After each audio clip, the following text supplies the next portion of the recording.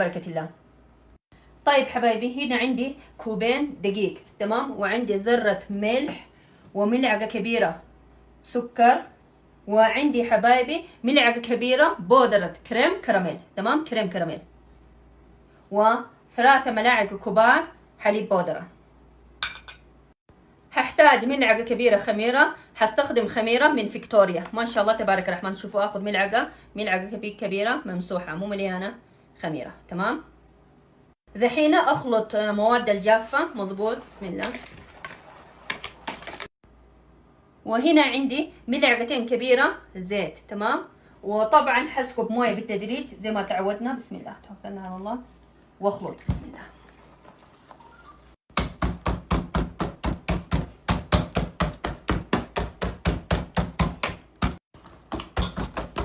زي كذا حبايبي اخلطه مرة، تمام تمام. وانا استخدمت 1.5 كوب موية. طيب حبايبي شوفوا، اوريكم قوام الخليط، تمام، بهذا الشكل، شايفين؟ شفتوا؟ دحين شوفوا قاعد الم عجين اللي في الاطراف، وبغطي عليه واتركه يخمر من 40 دقيقة الى ساعة او اكثر، حسب حرارة الغرفة.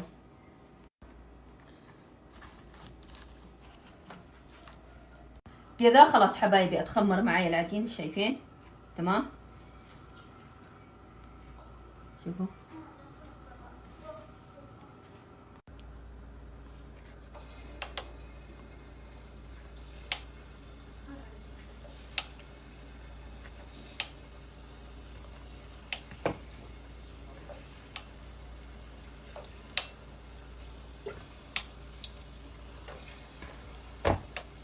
دحين نلقم اللقيمات يا جماعة بطريقة اللي تعرفوا، والحجم برضو حسب الرغبة، تمام، صغير كبير براحتكم، انتوا اللي تتحكموا، انتوا اللي تسووا شيء اللي انتوا تحبوه، تمام يا جماعة. ودحين نقلب يا جماعة، تمام، شوفوا.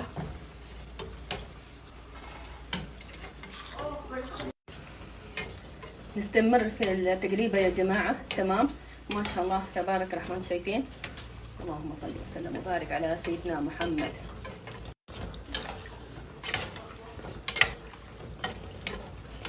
بهذا الشكل تقلبوا باستمرار عشان اللقيمات يحمر بشكل ايش؟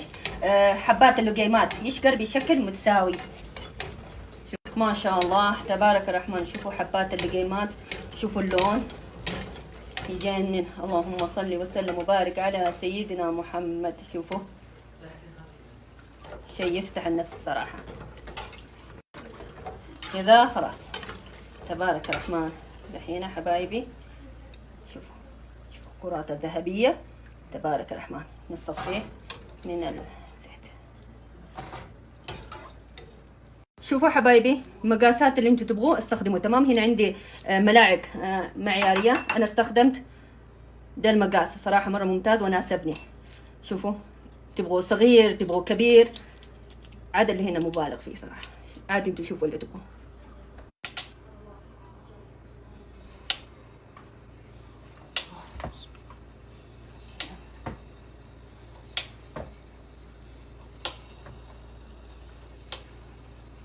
الحين حبايبي شوفوا نفس اول نبدا نقلب، تمام حبايبي. شوفوا انا اول شيء غمصت الملعقه في الزيت، بعدين لقمت اللقيمات، تمام.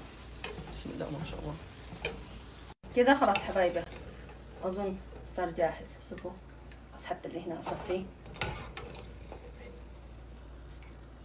كذا خلاص ما شاء الله تبارك الرحمن اللقيمات ام يزيد جاهز ما شاء الله. شايفين؟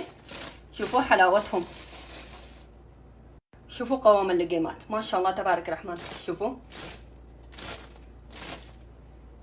طيب حبايبي ممكن تسقوا اللقيمات في الشيرة الثقيلة، او تحطوا فوقه انواع الصوصات زي بيستاشيو، توفي، او حليب مكثف محلى مع الكيري، اي شيء اللي انتم تحبوه. وانا حبايبي احط عسل، تمام.